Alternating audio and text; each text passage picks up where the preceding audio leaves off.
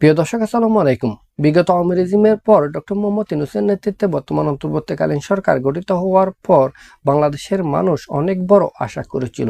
বাংলাদেশের মানুষ আশা করেছিল এই অন্তর্বর্তীকালীন সরকারের হাত ধরে বাংলাদেশে সংস্কার কার্যক্রম পরিচালিত হবে, অভ্যুত্থান পরবর্তী সময়ে যে অস্থিরতা তৈরি হয়েছে তা স্তিমিত হবে, আইনশৃঙ্খলা পরিস্থিতির উন্নতি হবে।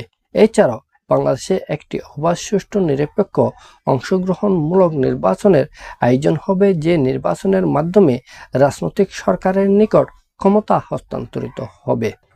কিন্তু বর্তমান অন্তর্বর্তীকালীন সরকারের দীর্ঘ 10 মাস অতিবাহিত হওয়ার পরও এই কার্যক্রমগুলোর ন্যূনতম অগ্রগতি দেখা যাচ্ছে না। বরং বাংলাদেশের এমন সব গুরুত্বপূর্ণ বিষয়ে বর্তমান অন্তর্বর্তীকালীন সরকার সিদ্ধান্ত নিতে যাচ্ছিল যা বাংলাদেশের জনগণের মনে উদ্বেগের সৃষ্টি করেছে, ভয়ের সঞ্চার সৃষ্টি করেছে। উদাহরণ হিসেবে আমরা বলতে পারি, বাংলাদেশের অন্যতম বন্দর চট্টগ্রাম বন্দরকে বিদেশি কোম্পানির হাতে লিজ দেওয়ার বিষয়, বাংলাদেশের উপর দিয়ে রাখাইনে যাওয়ার জন্য একটি মানবিক করিডোর স্থাপনের বিষয় এবং সেন্ট মার্টিন নিয়ে দুয়াশা। ফলে রাজনৈতিক দলগুলো বর্তমান অন্তর্বর্তীকালীন সরকারকে নানা ধরনের চাপ সৃষ্টি করেছে এইসব বিষয়গুলো নিয়ে সিদ্ধান্ত গ্রহণ না করার জন্য। এর বাইরে বাংলাদেশে যে অস্থিরতা তৈরি হয়েছে সে অস্থিরতা নিরসনের জন্য একটি অবাধ, সুষ্ঠু, নিরপেক্ষ, অংশগ্রহণমূলক নির্বাচনের মাধ্যমে একটি রাজনৈতিক সরকারের প্রয়োজনীয়তাবোধ অনুভব করছে সকলে। কিন্তু বর্তমান অন্তর্বর্তীকালীন সরকার যখন নির্বাচন নিয়ে কোনো ধরনের মন্তব্য করছে না, তখন বিএনপি সহ অপরাপর রাজনৈতিক দলগুলো বর্তমান অন্তর্বর্তীকালীন সরকারকে নির্বাচনের জন্য চাপ দিতে থাকে।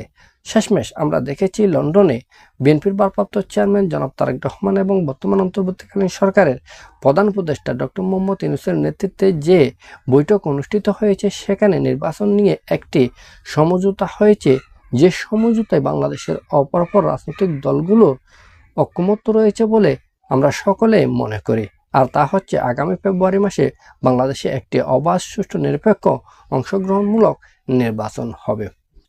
সব মিলিয়ে বলা যায়, যদি বর্তমান অন্তর্বর্তীকালীন সরকার তার রুটিন কাজগুলো করে যেতেন, বিশেষ করে সংস্কার, আইনশৃঙ্খলা পরিস্থিতির উন্নতি এবং আগামী নির্বাচনের রোডম্যাপ নিয়ে তার কার্যক্রম পরিচালনা করতেন, তাহলে বর্তমান অন্তর্বর্তীকালীন সরকার এই ধরনের সমস্যায়, প্রশ্নের সম্মুখীন হতো না।